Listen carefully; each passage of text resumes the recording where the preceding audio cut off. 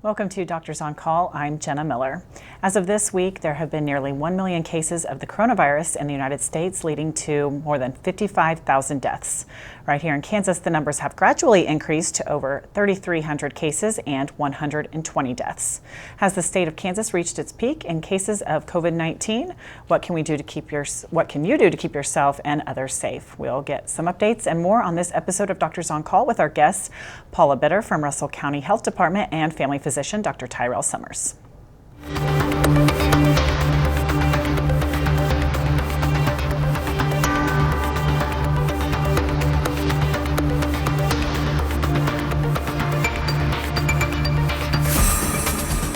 Presentation of Doctors on Call on Smoky Hills PBS is made possible in part by an underwriting grant from Gove County Medical Center in Quinter, healing through caring.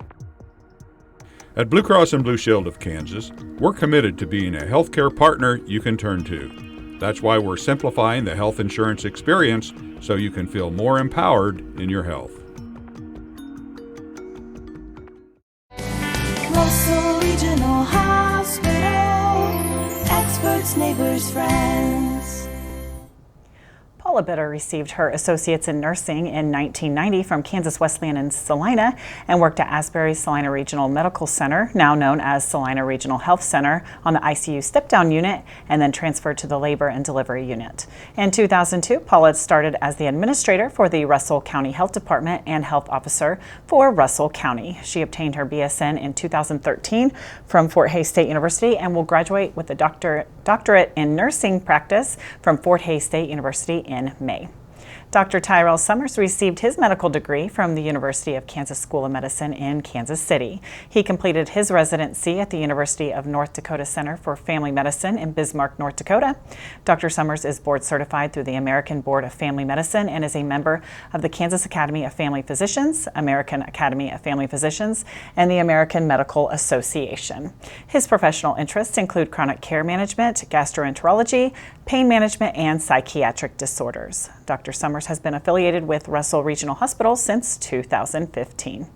Our phone lines are open at 1-800-337-4788 toll-free if you have any questions regarding the coronavirus on today's show. Doctors on Call brings you information which may be useful to you when you see your own physician or nurse. Let's go ahead and get started with some of our questions while we wait for those phone calls to come in. Let's first talk about the coronavirus. We were talking about it a couple weeks ago. Has it reached its peak yet, in your opinion, in Kansas? As we're looking at the numbers currently that have been released by the Kansas Department of Health, it looks as if the numbers are starting to go on a very, very minimal decline. Now, it's again impossible for us to fully tell if we're at a peak or not, and if we are at a peak, it might be just the start of like a very brief peak that's there. It could be that this is just kind of a slowing down during the season when we're kind of going into the summer months, and it might be starting to kind of ramp up or even get worse in the fall. It's hard to say. Again, we're just kind of studying the epidemiology of it, watching those numbers as we see kind of the community instance either decrease or increase. We'll just kind of have to keep a close eye on it. How does a person differentiate if they have the flu or if they possibly have coronavirus? That is something, it's really quite difficult anymore because CDC keeps adding more and more, symptoms to the category. But the biggest thing is if, you still have a fever, shortness of breath, you have that cough that just can't go away. You feel body aches and tired. Why is it that some people are getting sicker than others? Some are completely asymptomatic. They don't get any symptoms at all. Why is that? Yeah. We've had a lot of people that get kind of a myriad of different symptoms with the coronavirus. The biggest thing that we've noticed is individuals that have very severe chronic illnesses or those that are immunocompromised are the ones that are getting sick by far.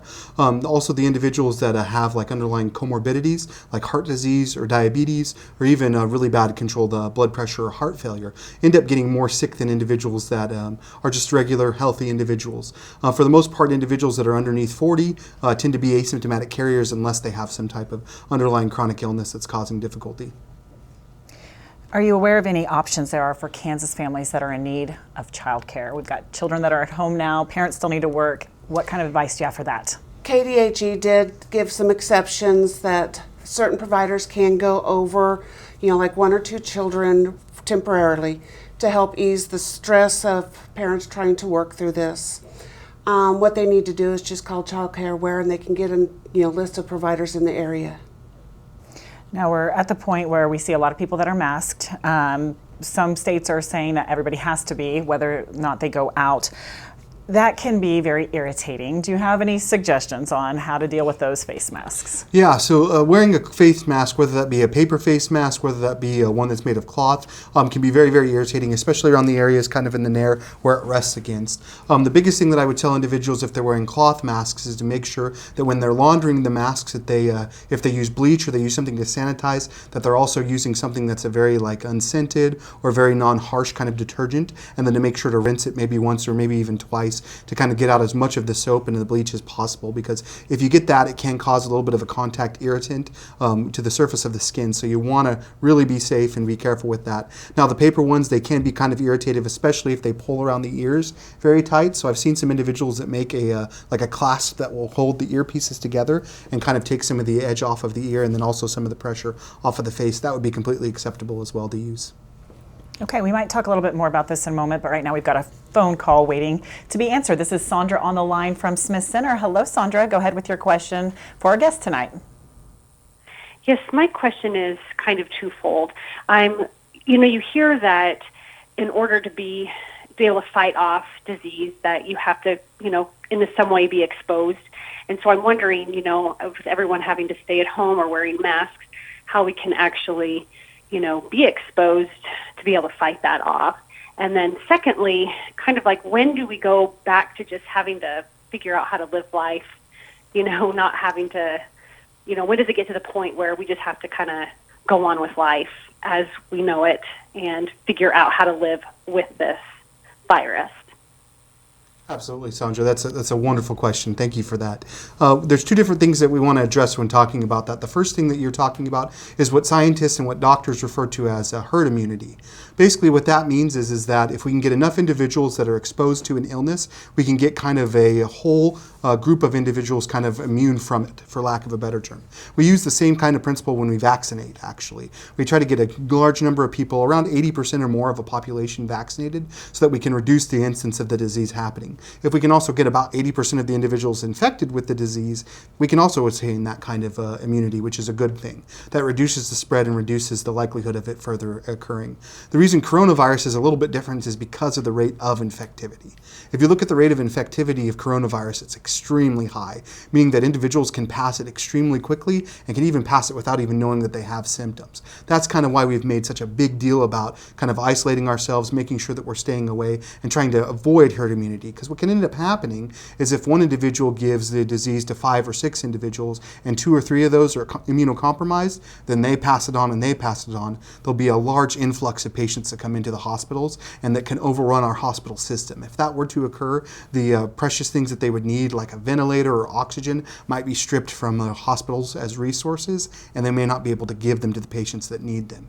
And that's why we've made such a big push as public health advocates to make sure that we're limiting the number of people that are exposed. It's not that we don't want people to get the disease. Actually, in all honesty, we do want people to get coronavirus. We just want to make sure that we do that in a slow, controlled manner where we can help with kind of limiting the amount of taxation it's going to cause on the health system. Now, to answer your second half of your question, when do we go back to life as normal? I want nothing more than to go back to life as normal. I really do. And I hope that that's sometime soon. Unfortunately, as it is right now, what we have to do as doctors and what we have to do as epidemiologists is we have to look and see how the spread of disease is occurring week to week, day to day, and to see those numbers. We have to be able to see a significant drop-off in the number of cases that are occurring while not seeing new cases coming in or seeing new rates of hospitalization. Once we start seeing those trends kind of go down, we can start reopening things and kind of phasing in our way back to life as before. It's not going to be an all-at-once thing. It's going to take time. It's going to take steps as we kind of come back to what new normal will be. And even then, when all this is said and done, our new normal may not be what it was before. We might still be using a lot more precautions when it comes to cleaning our hands, when it comes to keeping distance from individuals, and when it comes to kind of just taking care of ourselves overall. Okay, we're going to go back to the phone lines. We've got Jerry on the line from Russell. Hello, Jerry. Go ahead with your question for our guest tonight. Here's plasma from another town, another hospital, another state. My blood type, just in case I get the virus. So, Jerry, I believe what you're asking about, is about like plasma-rich kind of proteins. of individuals who've been infected with the virus, and if it's been shown to be effective in reducing spread, or at least in treating individuals that have had the virus. That's very much true. We are using those type of technologies and those types of resources of individuals who've been infected and that have antibodies and different proteins to help kind of fight the infection, and have shown really good success with that in kind of areas where it's been inundated, where there's been a lot of viral spread. Now, in Kansas as it stands, we're not doing any treatments for individuals that are not actively infected or that are hospitalized. And so it's not really a good preventative treatment at this point. We're just kind of holding and reserving back that kind of treatment for individuals that are severe or critical within the hospital. Okay, we were talking before the phone calls a little bit about face masks. How necessary do you think, especially in our area, how necessary do you think it is to go out and be wearing a face mask? It kind of depends on the person itself. Some people are very, very anxious when they go out and they feel more secure if they did have that face mask on. Please, if you do, go ahead and wear that face mask if it makes you feel better. When you wear a face mask, you're not protecting yourself from somebody else. You're protecting that person from getting any disease that you may have. So that's how that works. As far as in our area out here, if it's close contact and stuff, I highly encourage people to wear a mask. I mean, if you go outside to go for a walk, you wouldn't need to do that. You hear a lot about the lack of availability of face masks. So people are reusing them.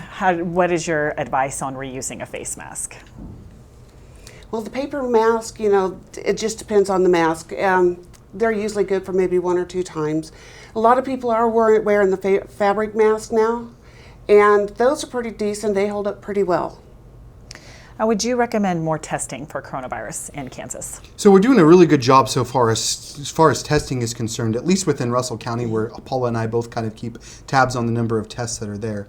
I definitely advocate that we need to continue testing pretty aggressively in areas where we haven't seen as large of a spread of coronavirus. And the reason why is just like I was explaining earlier, as we see more and more cases either increase or decrease, that can affect what we do as public health agents and can kind of determine what we're going to do as far as opening back businesses, as far as scaling back businesses. It really kind of helps us know. So I advocate testing, especially for individuals that meet the criteria that's been released by the Kansas Department of Health. Who qualifies for a test? Anybody. There's actually 3 different categories right now. If you have traveled out of the country and you return and you have even just 2 symptoms, and the symptoms now, like I said, have expanded so much. It's not just the fever, the cough, and the shortness of breath. It could be the tiredness, the body aches, sometimes even the nausea and vomiting.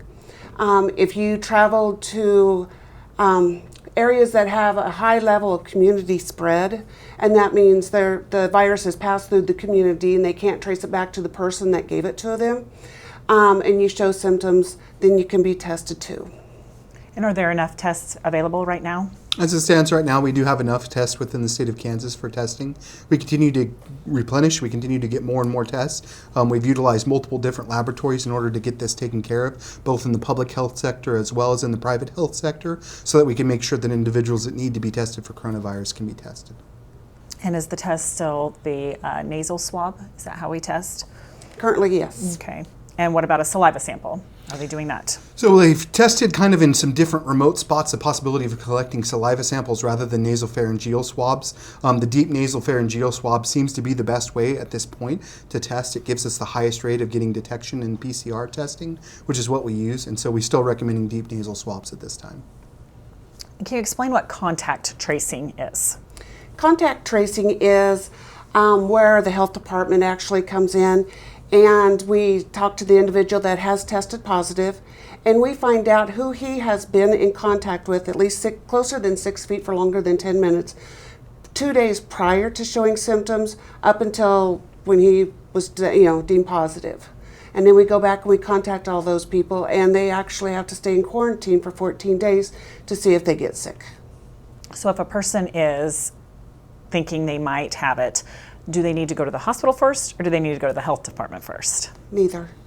They need to call the physician's clinic first and let them know. We don't want them just to show up, because if they are positive, they're exposing anybody that they come in contact with there. Excellent. Good idea. Now, do you think the new antibody test will provide any answers? It's a great question. It's kind of early in the phases in rolling out kind of the IgG, IgM antibody testing. What it basically is looking to see if individuals have active antibodies against the coronavirus specifically, and whether those antibodies are new or old or kind of informed.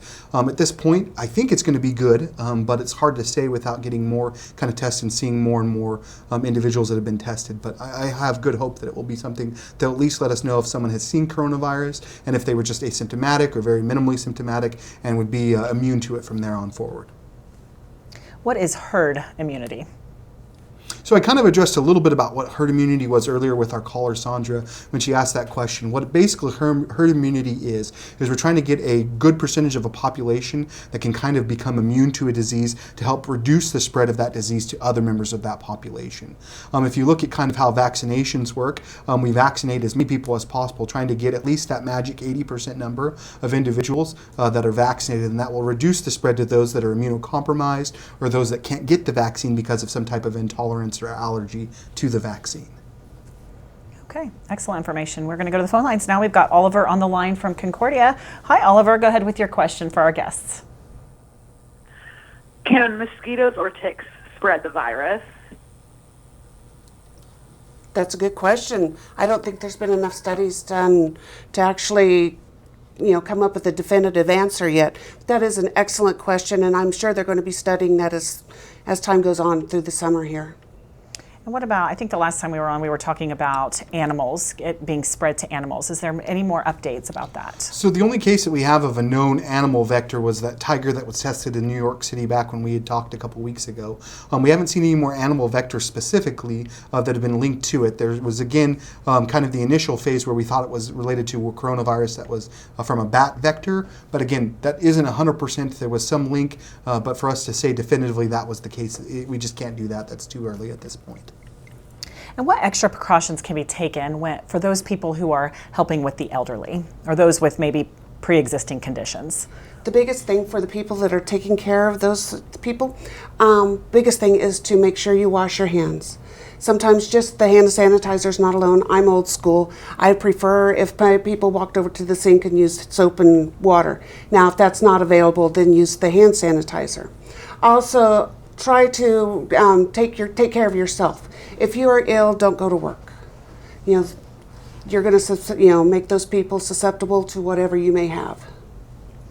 What are your thoughts as far as nursing homes and long-term care facilities? Should they have more testing? Should they be providing more testing right now? Yeah, so if you look at guidance that's been provided by both the Centers for Disease Control and the Kansas Department of Health, they do recommend that individuals that are at high risk, especially those that are in nursing home, are tested much more aggressively compared to the general population, just because of the risk factors that it would mean to that nursing home to specifically have someone tested positive for coronavirus. We've also taken other measures in local nursing homes within the Russell County region where we're basically not allowing any visitation. Any individual that comes in, whether it be an employee, whether it be really anybody that brings supplies into a nursing home, is screened and made sure that they don't have any signs of any underlying coronavirus infection to reduce the spread to the nursing home residents and to assisted living residents. I would advise anybody that called and contacted me about kind of precautions and things to do those types of same things for any kind of individual that would be at high risk for having coronavirus, to make sure that they're asking individuals that come into their home or asking for people that are doing things for them to make sure that they're not having any kind of symptoms or any kind of problems, and limiting the amount of time that they're out and away from their home where they could get any kind of spread of coronavirus. And how long can you have the virus before it actually shows a positive test? Coronavirus actually has a 2 to 14 days. Incubation. Thank you. Incubation period. Typically what we've seen is people usually start getting sick about a week after they've been exposed to somebody else that has coronavirus. Okay, we're going to go back to the phone lines. We've got Janice on the line from Stockton. Hi, Janice. Go ahead with your question. You are live on the air. Yes, I was wondering if there had been any studies or if the nurse and doctor have any opinions about loading up on maybe some extra vitamin C as far as fighting off the coronavirus or boosting our immune systems. Sure. So vitamin C has long been touted as kind of an antiviral type of replacement that some individuals like to take to help reduce their chance for any kind of viral illness. If you look at the actual studies that show different doses and people who took vitamin C compared to people that didn't, those studies have shown that it really did not show a conclusive benefit to be on vitamin C, and the same thing would hold true for coronavirus. Now, with that being said, does that mean that you shouldn't take vitamin C? No, that doesn't mean. If you feel more comfortable and feel more confident in taking vitamin C and think that it helps reduce your chances of receiving infection or getting infection, that's completely safe and okay to do as long as you're taking it as recommended by the manufacturer of your vitamin C supplement. Excellent. How do you feel the community has been doing as far as the social distancing guidelines in our I feel our community has been doing excellent. They maintain their distance. People that they don't go out like they used to, which is really quite sad for our businesses. I really feel bad for our businesses, and I'm hoping things can get turned around a little bit so where they can get everybody back into the workforce. But as a whole, I think our community has responded very well. And have the self-quarantine recommendations changed? No, the self-quarantine recommendations have pretty much remained the same since our initial kind of guidelines were provided for us at the beginning of March. We're still very much asking individuals that are at high risk for quarantining at least the 14 days that we talked about with that incubation period that can be seen with coronavirus to help reduce the spread of the infection. Now, that can be changed, that can be kind of differentiated based upon testing if an individual is tested. But again, that's very specific to the individual, and that all depends upon what symptoms they're exhibiting. So that would have to be in coordination with the physician in order to kind of change that. Now, Janice was asking about vitamin C. What about foods? Are there any particular foods that can help boost your immunity? Okay. You can go. Yeah, I'll take that one. So when you look at immunity in regards to just your overall health, the biggest thing is just making sure to keep a balanced diet, making sure that you're eating foods that are kind of rich in multiple nutrients, multiple vitamins, and making sure that you're eating good, wholesome food to begin with. The other thing that's very beneficial to help reduce any kind of infectious rate is to make sure that you're staying active as best as you can. Now, of course, if you get coronavirus, we don't want you out walking, we don't want you out spreading, we want you to try to minimize it as best as possible. But just making sure that you're getting good sleep, making sure that you're eating a good, healthy, balanced diet, and making sure that you're getting good exercise is all very good advice anytime, let alone when you're sick. Now, if someone has recovered from the coronavirus, are they able to catch it again? They're doing studies to find out if they develop an antibody system to be able to fight it off again. You know, some similar like when we get chickenpox and things like that. I don't think they've said specifically if that if they do develop an immunity or not. I do know they are studying it.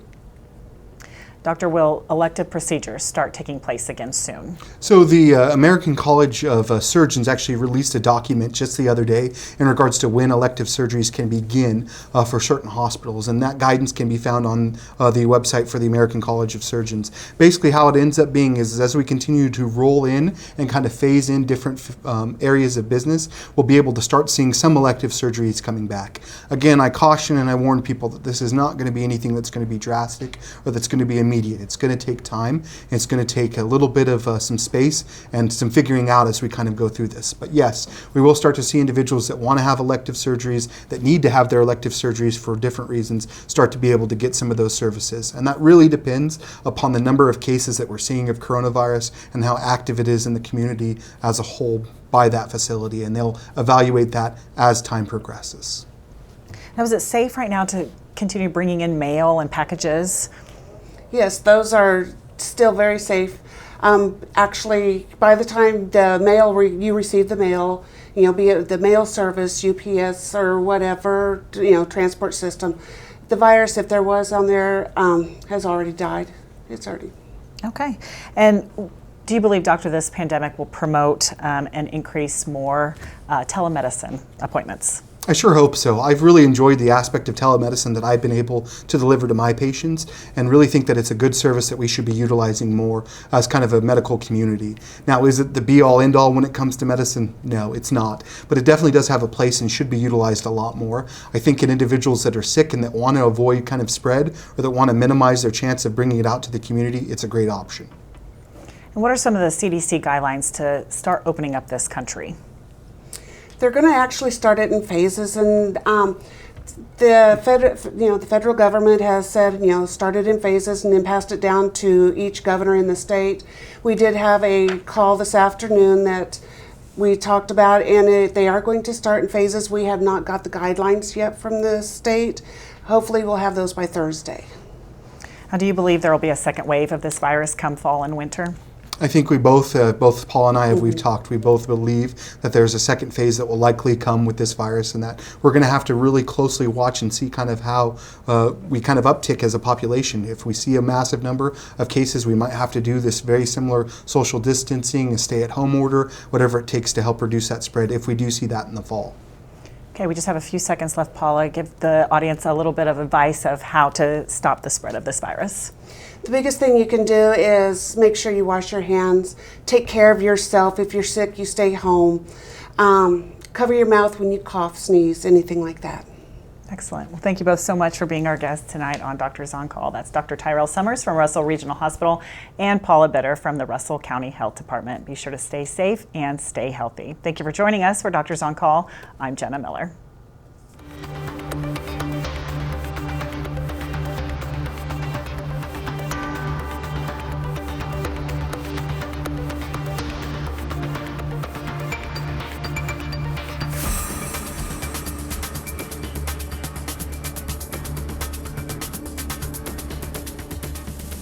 Presentation of Doctors on Call on Smoky Hills PBS is made possible in part by an underwriting grant from Gove County Medical Center in Quinter, healing through caring. At Blue Cross and Blue Shield of Kansas, we're committed to being a healthcare partner you can turn to. That's why we're simplifying the health insurance experience so you can feel more empowered in your health. Russell Regional Hospital, experts, neighbors, friends.